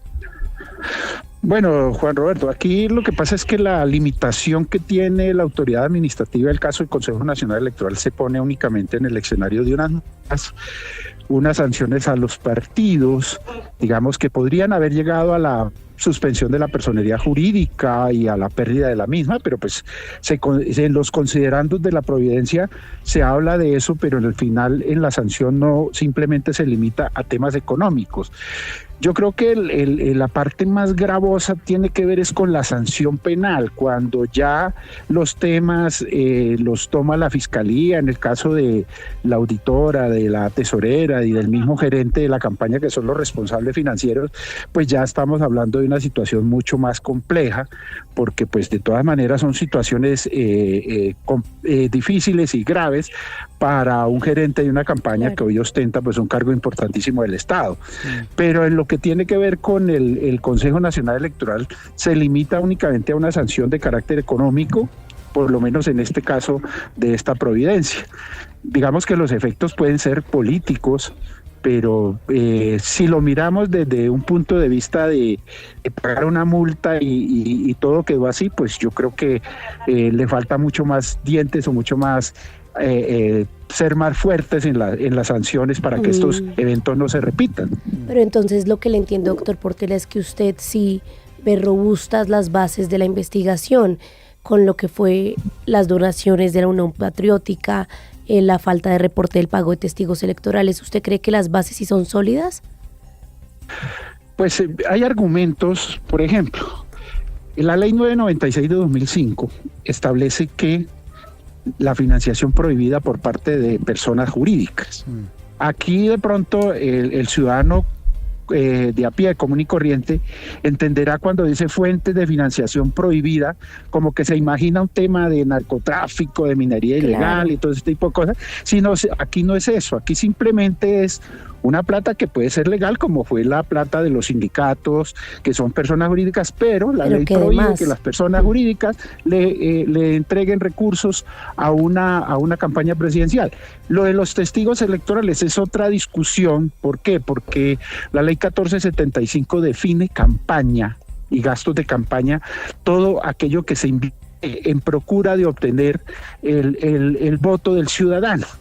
Y lo que se discute es que el testigo electoral no sale a buscar votos. El testigo electoral sale a vigilar el proceso electoral y después de las 4 de la tarde a vigilar el conteo de votos. Entonces esa es la discusión que se tiene con respecto a los testigos electorales. Hay otras circunstancias, por ejemplo, el no reportar una cantidad de dineros y de recursos que entraron a la campaña, pues obviamente son temas muy delicados y que también están sancionados penalmente y que se encontraron en la investigación, porque, repito, la investigación tiene bastantes elementos de juicio y muy sólidos. Doctor Portela, evidentemente esta es una investigación que termina en multas, lo menciona usted, pero a nivel penal, a estas personas como Ricardo Roa, como la señora que fue también parte de la gerencia de la campaña, ¿cómo los puede afectar penalmente? ¿Esto puede terminar en una copuza de copias a la Fiscalía? Juan Roberto, ya la Fiscalía está investigando el tema ya la tiene. La se lo pregunto porque es que hay mucha confusión sobre eso. No, ya la tenía. Lo que pasa es que eso es una obligación del Consejo Nacional Electoral, si encontró algunas irregularidades que puedan tener unas consecuencias de carácter penal. Por ejemplo, fuentes de financiación prohibida. Eso es un artículo, en el Código Penal está sancionado penalmente, creo que de 4 a 9 años, a esa conducta de acudir a fuentes prohibidas por la ley. Eso está elevado a categoría de delito. La violación de topes está elevado a categoría de delito. El ocultamiento de información está elevado a categoría de delito. Entonces, obviamente la sanción penal es bastante significativa y esto pues es lo que efectivamente está adelantando la Fiscalía, y lo que le va a entregar el Consejo Nacional Electoral son más insumos para fortalecer la investigación. Y aquí hay dos escenarios, Juan Roberto. Señor. En lo que tiene que ver con el presidente de la República, ya le iba a preguntar exactamente por eso.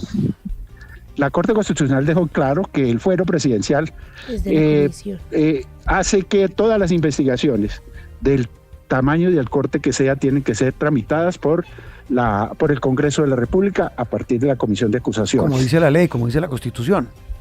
Sí, señor. Y la violación de topes con respecto al presidente no está penalizada. Está penalizada para la parte financiera, el gerente, el auditor y el tesorero de la campaña. Y en los demás conductas, por eso es que encontramos en la providencia que hay que hacer una compulsa de copias a la Comisión de Acusaciones.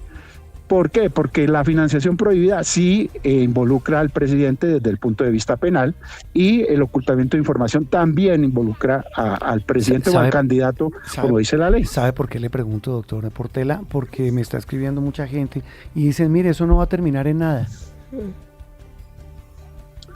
Bueno, es que el tema de la comisión de acusaciones o el tema del juicio político, para digamos, dejarlo bien claro, y la ciudadanía debe entenderlo, que la comisión de acusaciones no sanciona desde el punto de vista penal. Claro.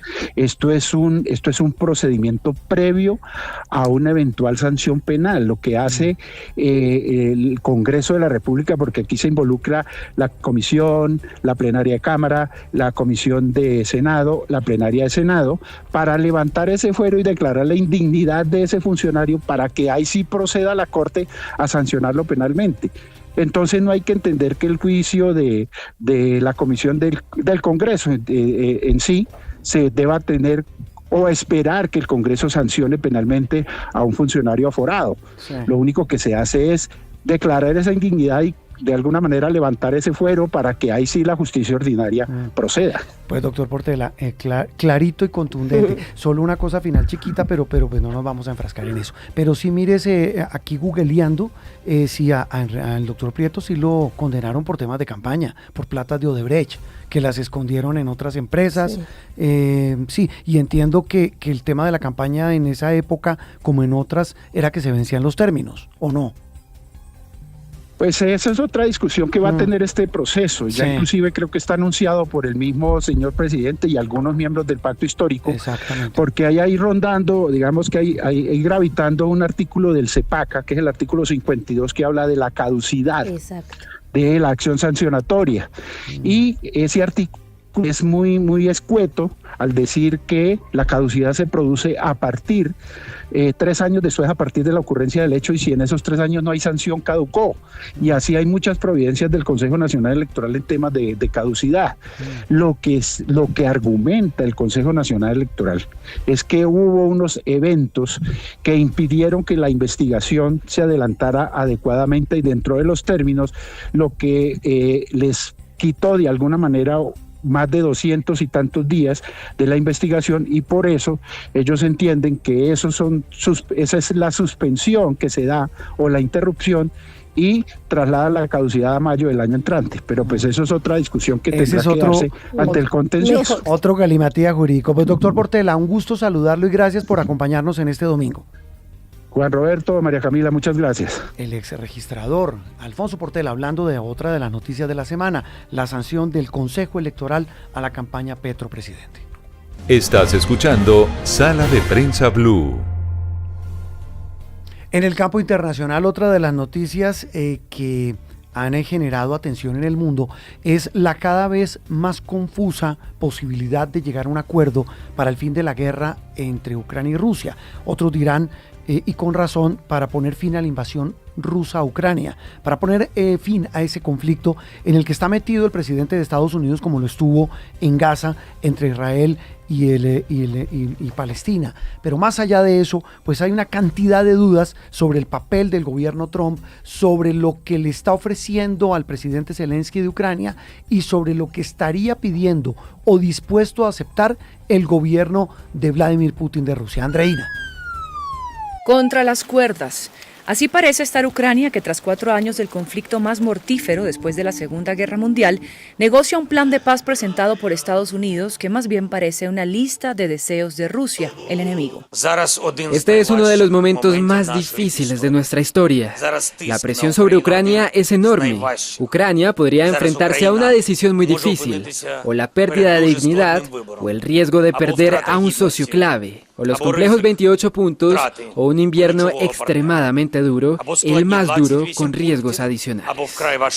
El plan contempla el reconocimiento de las zonas ocupadas, alrededor de una quinta parte del país, como de facto rusas, pero va más allá.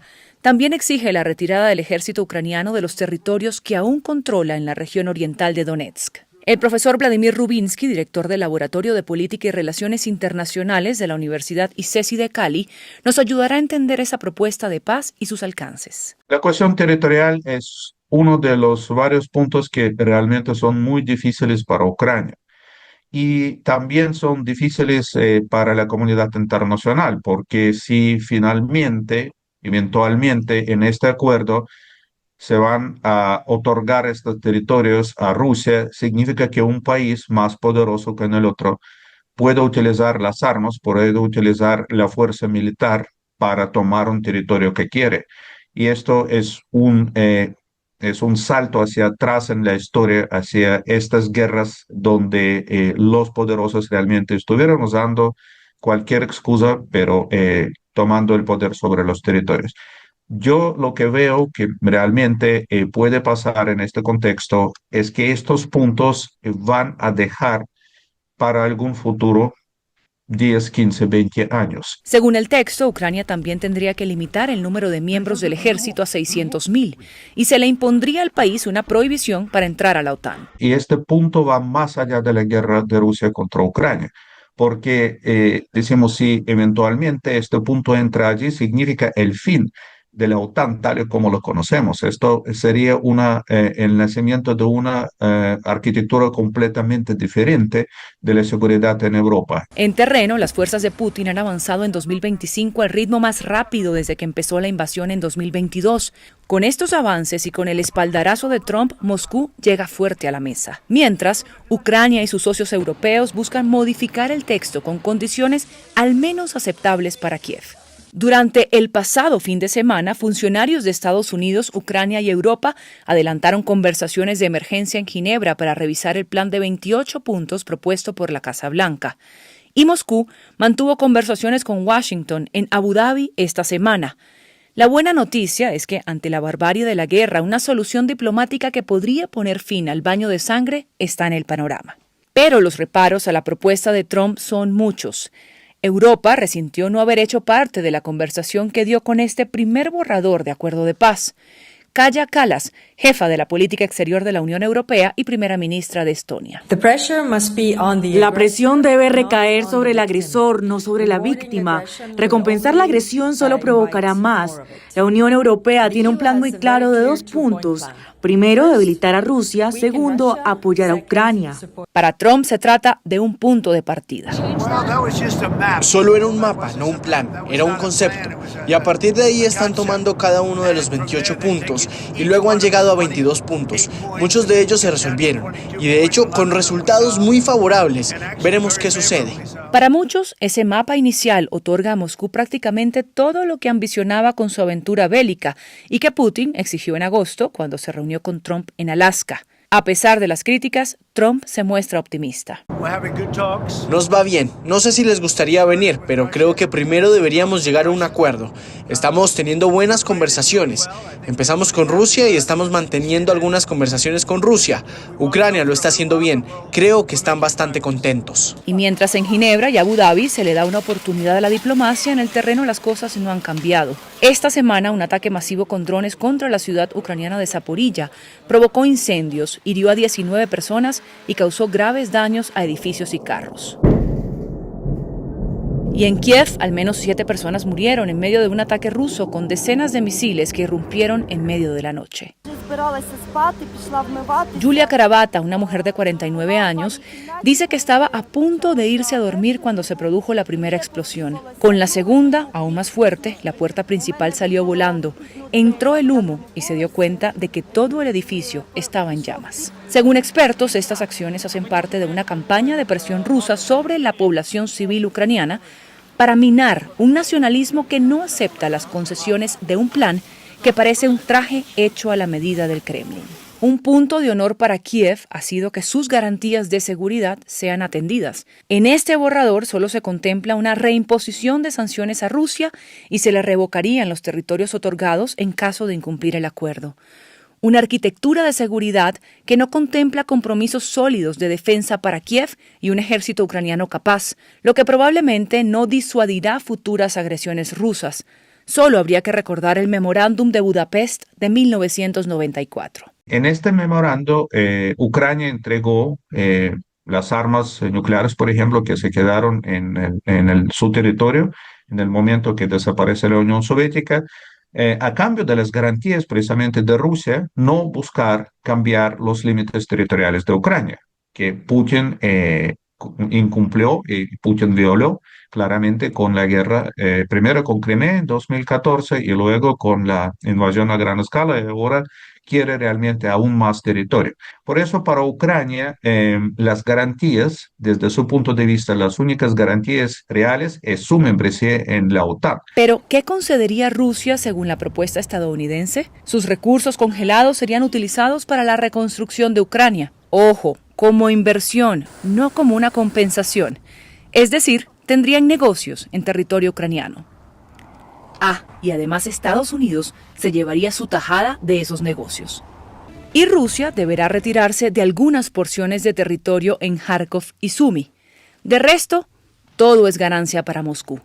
Se readmitiría a Rusia en el G8, se le levantarían las sanciones y las investigaciones por los crímenes de guerra cometidos, todo un ramillete de beneficios por haber invadido a su vecino. Habrá que ver qué contrapropuesta surge de la revisión que Ucrania y sus socios europeos están haciendo del acuerdo. Por ahora, esta semana el enviado estadounidense Steve Witkoff se reunirá con el presidente Vladimir Putin en Moscú, mientras que el secretario del ejército estadounidense Dan Driscoll seguirá en conversaciones con Ucrania. Muy bien, terminamos Sala de Prensa Blue hoy domingo, como siempre. Un gusto haberlos acompañado. Continúen con la programación habitual de Noticias Caracol en vivo y de Blue Radio. Feliz resto de domingo para todos en Colombia. Opinión, análisis y mucho más aquí en Sala de Prensa Blue.